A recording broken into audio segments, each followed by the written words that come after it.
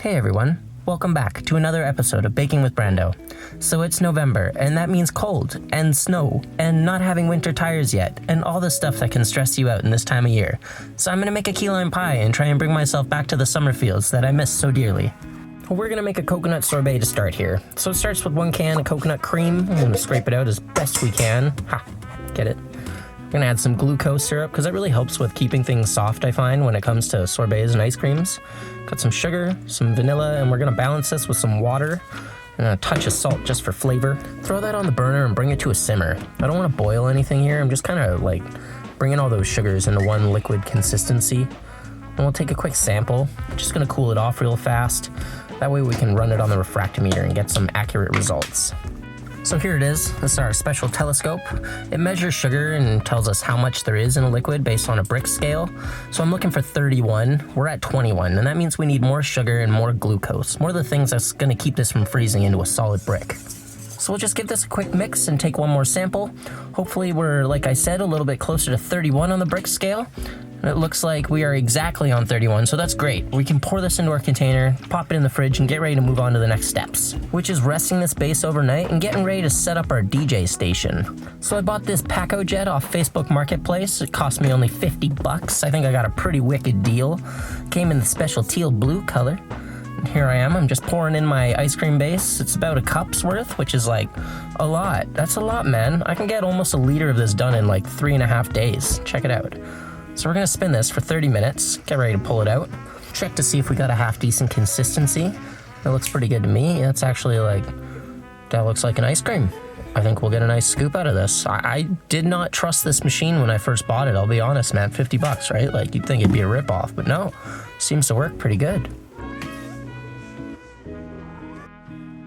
So we're gonna cross this off the list and get ready to move on to the next step, which I believe is a candied lime zest. Here's the limes. I got a really good deal on it, which is why I got inspired to do this whole dish in the first place. So I don't like wasting. I figured I ought to take their skin and try and make something out of it. Just like in the last video that we did the candied orange zest in, I'm taking the pith out of these. I'm gonna give them a quick little slice up, julienne style.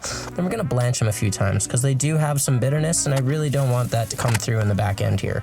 So here we are, blanch number 1. Just pouring it out. We're gonna get ready to fill the pot back up and do it all again. So like I said, they are kind of bitter. I don't really want that to be my flavor profile. That's like not very tasty food. Hey chef, look, I made you a fresh dessert. It's called bitters and boils. Yum. Jokes aside, we're gonna add some sugar into this water here and turn it into a quick simple syrup. And that's what we're gonna use to make these lime zest candyified. And I lost a little bit of my green coloring, so I did add some food coloring just to let them kind of sit around and gain some color back. Here we are, we're just gonna space them out on our silpat and pop it in the oven at the lowest possible temperature, which is 175 for me. And I'm just dehydrating. So like we went for a couple hours, but you know, you could probably let it go overnight. Can't imagine it's anything worse than a fire hazard. And we're just gonna take a quick intermission to show off my circus skills. As you can tell, I was a top tier act back in my day. I seem to be losing it a bit now, but that's okay. Everybody has a reason to lose their scholarship, right? So anyways, there's the limes. We're just gonna cut them in half and take their juice because we're gonna need this. We're making a key lime pie, right? So it's gonna be the main flavor for us down the road.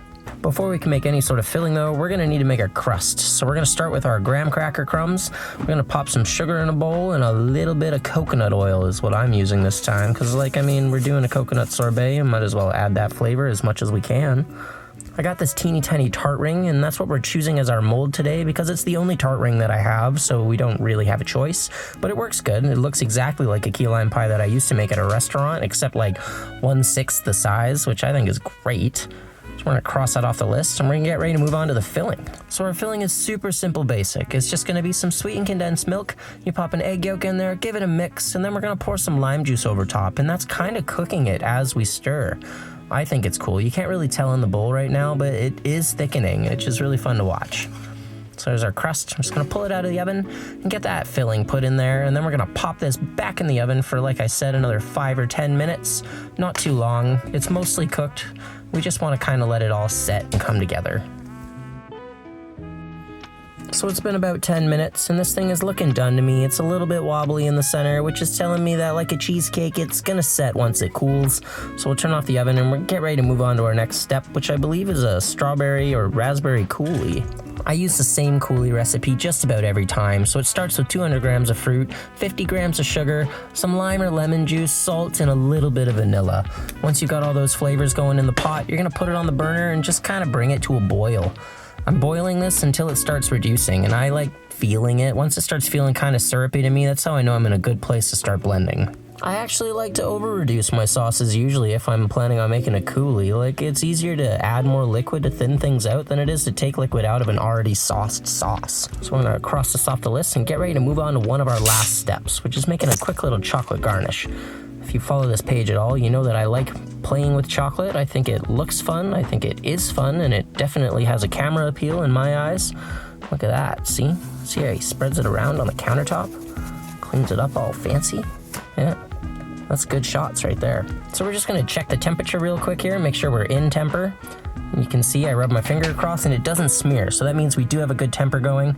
Got some acetate sheets here and we're just gonna spread some chocolate across it real quick. You can see in the background there I have a cake comb, and I'm just putting quick little lines across because this is what we're gonna use to make our chocolate garnish. I'm gonna spin this around, and I've got a teeny tiny little aluminum foil ring that I cut in half. There it is. I'll use that as my mold and pop it out, and that just gives us little spirals that we can put on top of our pastry later. We're moving on to our actual last step now, and that's making some rum pearls. So I bought the most expensive rum I could find, I threw it in a pot, and I started boiling it. Then I threw a little bit of agar powder in there and just continued boiling for another 60 seconds. Pour that in a little bottle, and then I've got some freezer temperature oil, and we're just gonna dribble that agar mixture right into the oil. You see it's kind of coming out in spheres, and that's exactly what we wanted. It's gonna give us a nice little pearl shape we can plate with down the road. So we finished off our list for the most part here. We're gonna get ready to plate. I got that Blackberry coulis from the last video. I'm gonna go for a quick little caramelize with some sugar on top, and honestly, I cannot believe I tried to do this. My torch is fucked. It was totally just flamethrower. I did not like that, but it is what it is. We're gonna push through because I only have one tart. I'm gonna put some Chantilly on top here, get a little bit on the side. This is gonna give us a bed to lay some berries. So I'm gonna add some raspberries, so the most photogenic berry as far as I'm concerned. I'm gonna pop them in there and get some mint going on here because it's supposed to be a mojito pie, so mint is one of our main ingredients there.